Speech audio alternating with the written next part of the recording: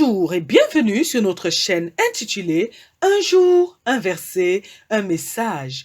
Vous aimez la parole de Dieu? Vous aimez le travail que nous faisons? Merci de vous abonner afin de soutenir notre chaîne et afin d'encourager notre travail de sorte qu'il puisse bénir une multitude de personnes. Que Dieu vous bénisse. Notre passage de ce jour est tiré du livre de Colossiens, chapitre 2, verset 15. La Bible nous dit qu'il a dépouillé les dominations et les autorités et les a livrées publiquement en spectacle, en triomphant d'elles par la croix. Dans ce passage, notre Dieu nous parle de la victoire qu'il nous a donnée sur le monde des ténèbres, sur les agents de ce monde, par notre Seigneur Jésus-Christ. Notre Dieu nous rassure quant à notre victoire face à eux. Il est vrai que nous sommes dans un monde visible qui est gouverné par un monde invisible. Notre Dieu a tout créé à partir du visible. Il a parlé et les choses ont quitté le monde invisible pour se manifester dans le monde visible. Le monde invisible est un monde de mystère. Et dans ce monde, il y a des lois, des principes que les êtres qui vivent dans ce monde respectent. Et lorsque les hommes ont péché, lorsqu'Adam et Ève ont péché au jardin d'Éden, ils ont été séparés de Dieu et leur esprit est mort. Depuis ce temps, notre Dieu a cherché le moyen de sauver les hommes. Dans le monde spirituel, il fallait une offrande, un prix qui soit assez grand pour pouvoir racheter les hommes, racheter l'humanité entière. Dans le temps de nos pères, lorsque les hommes péchaient, ils offraient des sacrifices à Dieu pour laver leurs péchés. Mais leur sacrifice n'avait pas assez de poids pour payer ce prix-là, et du fait qu'ils ne faisaient plus ces sacrifices avec un cœur sincère, leur sacrifice devenait inutile. Il fallait un sacrifice de sang qui a une grande valeur pour racheter le péché des hommes. En effet, le monde invisible fonctionne avec des principes que Dieu lui-même a établis, et notre Dieu lui-même respecte ces principes. Lorsqu'il y a un péché qui est commis, il faut un sacrifice pour laver ce péché, sinon ce sont des malédictions qui vont s'en suivre. Et les hommes mouraient, les hommes avaient des maladies. Ils étaient sous le joug des malédictions à cause des péchés de leur père, à cause de leurs propres péchés qui n'étaient pas lavés.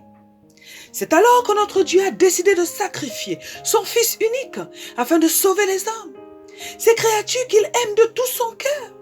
Le sang de notre Seigneur Jésus-Christ devait couler, le sang innocent devait couler afin de laver le péché de tous les hommes. Et ce qui est encore merveilleux, c'est que ce sang ne devait pas seulement laver le péché qui était déjà commis, mais il devait laver les péchés des pères, il devait laver les péchés à venir.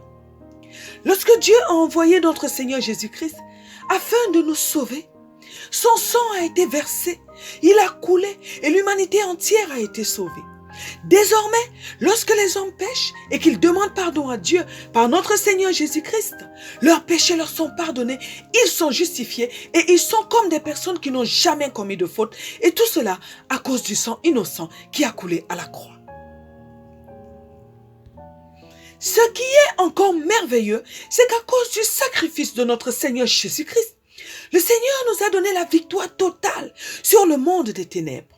Notre Seigneur Jésus-Christ, après sa mort sur la croix, est descendu dans les profondeurs de la terre, au séjour des morts, afin de sauver ceux qui étaient déjà morts et qui étaient sous la captivité du diable. Il a aussi sauvé ces personnes et elles ont pu accéder au lieu du repos, aussi appelé le sein d'Abraham, afin d'y attendre le temps du jugement qui va arriver. Notre Seigneur Jésus-Christ, en arrivant dans ce lieu, par la puissance du Saint-Esprit, a dominé toutes les puissances du mal qui s'y trouvaient. Il les a assujettis à la puissance de Dieu. Et cette victoire qu'il a eue sur eux nous a également été accordée comme la résurrection. Et dans le passage d'aujourd'hui, le Seigneur nous rappelle cette victoire. Nous sommes dans un monde aujourd'hui où les hommes ignorent de ces faits. Ignorant de ces faits, du moins, continuent de subir, de vivre des malédictions parce qu'ils ne sont pas au courant de ces faits, parce qu'ils ignorent qu'ils ont déjà la victoire. Nous subissons les attaques du diable et de ses agents encore aujourd'hui, car c'est un combat qui va durer jusqu'au retour de notre Seigneur Jésus-Christ. Mais notre Dieu veut que nous soyons conscients et que nous avons déjà la victoire sur les esprits des ténèbres, parce que notre Seigneur Jésus-Christ nous a donné cette victoire. C'est la raison pour laquelle, lorsque nous subissons des attaques du royaume du diable, nous devons nous appuyer sur cette victoire que notre Seigneur Jésus-Christ nous a donnée pour prendre autorité sur les agents du monde des ténèbres. La Bible nous apprend que lorsque nous prenons le baptême, lorsque nous acceptons même déjà notre Seigneur Jésus-Christ comme Seigneur et Sauveur, le Saint-Esprit de Dieu vient habiter en nous, dans notre esprit. Nous avons en nous la même puissance qui a ressuscité notre Seigneur Jésus-Christ de la mort. Et c'est par cette puissance que nous avons la victoire sur tous nos ennemis. La Bible nous dit dans le livre de 1 Jean chapitre 4 verset 4 que celui qui est en nous est plus grand et plus fort que celui qui est dans le monde. Oui, nous avons déjà la victoire sur nos ennemis. Et c'est aussi pour cela que la Bible nous dit qu'une fois que nous avons accepté notre Seigneur comme Seigneur et Sauveur, notre Seigneur Jésus-Christ, nous avons le pouvoir de chasser les démons. Nous avons le pouvoir de guérir les malades. Nous avons le pouvoir d'accomplir des grandes choses. Le fait d'accepter notre Seigneur Jésus-Christ nous donne un pouvoir. Et ce pouvoir nous permet de dominer sur nos ennemis, de prier pour les malades et ils sont guéris. Oui, mes frères et sœurs, nous avons un pouvoir en nous. Nous avons la puissance de Dieu en nous. Nous ne devons plus accepter que les agents du monde des ténèbres nous dominent, nous terrorisent, détruisent nos vies. Nous avons le pouvoir de dominer sur eux. Dans le monde des ténèbres, il y a une hiérarchie selon les entités qui y servent le diable. Il y a des esprits qui sont plus puissants que d'autres. Certains rendent les hommes captifs au niveau de toute une nation. D'autres encore dominent et rendent les hommes captifs au niveau des villes. Nous pouvons voir des villes dans lesquelles des hommes et des femmes ont le même comportement. Ils sont par exemple tous impudiques ou tous menteurs. Ce sont du moins la grande majorité. Ce sont des entités qui travaillent sur ces territoires et qui influencent donc tous ceux qui y vivent. Mais puisque nous avons déjà la victoire sur eux, nous ne devons pas céder à ces influences. Nous ne devons pas nous laisser dominer par ce système de pensée, par ces faux raisonnements qui viennent de notre ennemi. C'est en cela que nous avons la victoire par Christ. Si nous sommes encore influencés par le système de pensée du monde, alors nous ne vivons pas notre victoire et notre Dieu n'est pas content de nous. En tant qu'enfants de Dieu, nous devons régner par Jésus-Christ. Car c'est le mandat que notre Dieu nous a donné au commencement, au départ. Dans le livre de Genèse, chapitre 1, verset 28, le Seigneur nous a dit ceci. Dieu les bénit et Dieu leur dit, soyez féconds, multipliez, remplissez la terre et l'assujettissez. Et dominez sur les poissons de la mer, sur les oiseaux du ciel et sur tous les animaux qui se meuvent sur la terre. Notre Dieu nous a dit de manifester la domination sur la terre. Et cette domination commence par le renouvellement de notre système de pensée. Tant que nous ne pensons pas comme Dieu pense, tant que nous ne voyons pas les choses comme Dieu les voit, tant que la vérité qui est cachée derrière la parole de Dieu ne nous transforme pas, ne change pas nos actions, nous ne pouvons pas régner sur la terre. Et si nous ne régnons pas, nous ne sommes pas en train d'obéir à notre Dieu. Nous devons être conscients de la puissance de Dieu qui est en nous et avec nous. Nous devons en faire l'expérience. Nous devons la vivre chaque jour, la manifester chaque jour de notre vie. La Bible nous dit que le juste vivra par la foi et non par la vue. Tous les jours de notre vie, notre foi, accompagnée de la puissance de Dieu, doit nous faire vivre le surnaturel de Dieu.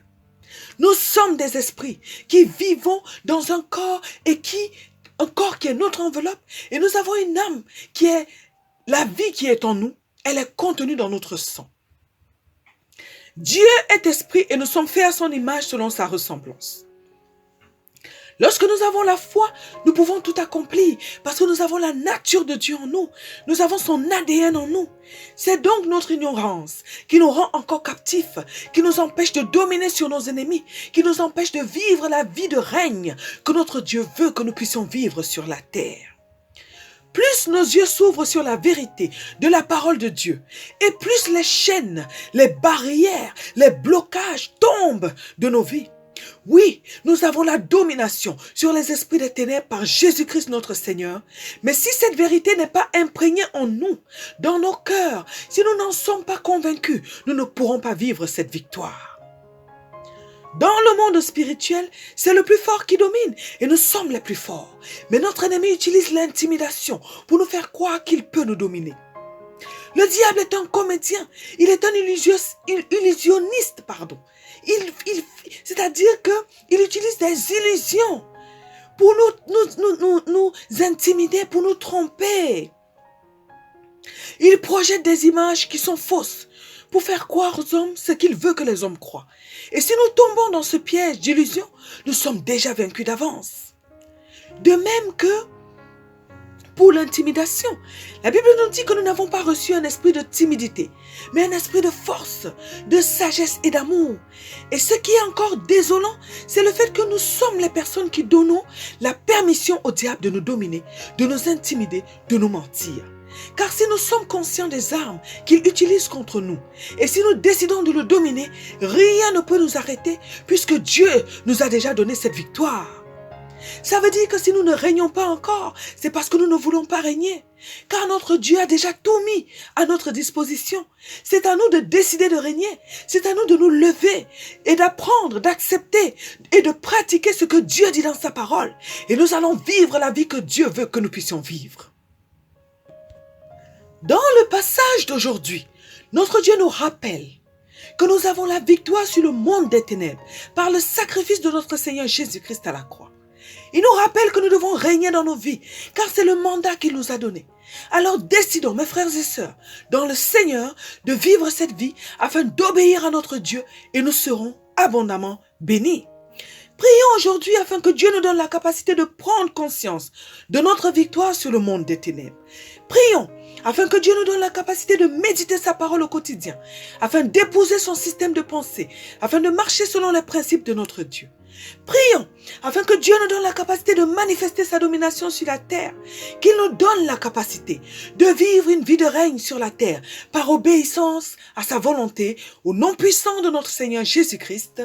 Amen. Que Dieu bénisse votre journée, que Dieu vous bénisse éternellement et à très bientôt sur notre chaîne. Un jour, un verset, un message.